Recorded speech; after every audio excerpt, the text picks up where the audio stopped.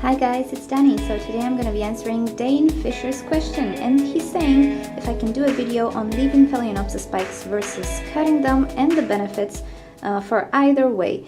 Okay, so before I answer your question, I just want to tell you guys that Dane actually started his new YouTube channel. He's an orchid lover, an orchid grower, and he has a major shade house with a lot of orchids, a lot of beautiful species and varieties. So yeah, pay him a visit, see his videos. I really love them. I'm so jealous. He has so many varieties. Anyway, okay, so let's answer his question. Now, I'll tell you first my opinion and then go about talking what other people are saying. So, in my experience, I've noticed that Phalaenopsis orchids will branch out if you cut the spike less than 50% of the times, at least in my experience. I've cut them so many times, so many years, and nothing happened. And if something happened, if it actually branched out, it developed a branch with just a few tiny flowers, and I really didn't like it. So I personally don't like to cut flower spikes because the secondary spikes will be rather poor, and I tend to believe that orchids do devote energy towards different aspects of their growing habit, like leaves and roots and stuff like that. So I don't really want them to put their energy into three little flowers that I don't actually enjoy that much, because I do have about 3 or 4 or 5 months of blooming time per Phalaenopsis. But sometimes you can get some benefits out of cutting the spikes.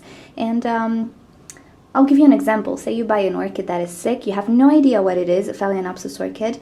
You'd like to see some blooms just to know what that particular variety is. So cut the spike. If you're lucky, it will branch out and it will show you exactly what it is. I did that with Phalaenopsis last year, put out 3 little flowers, but at least I know what it was. I purchased it at a discount. But yeah, other than that, I don't cut flower spikes because I'm not interested in either keikis, because I have so many of them. I'm not interested in keikis or secondary spikes because they just don't look that good. I don't like them. Okay, if you do want to cut an orchid flower spike, a Phalaenopsis orchid spike, I don't know if you noticed on the internet they say to cut it above the 2nd or 3rd node or something like that.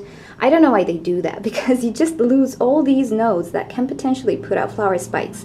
So if you do want to cut the flower spike, and I'm sorry about the noise, it's a very noisy car, cut it right below the last flower. So cut it here so you have more potential secondary spikes. Don't go too low. Actually, it can sprout anything. It can sprout something from the lower nodes as well. But yeah, cut it right about here. That's the best thing you can do. Don't go too low.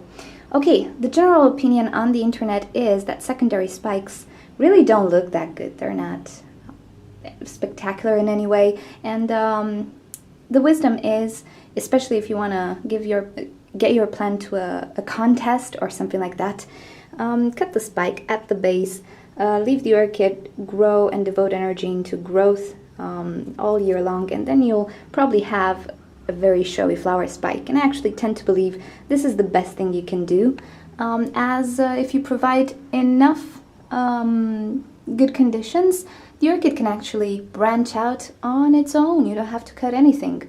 Can put the branches on its own without keiki paste, without cutting the spike or anything like that.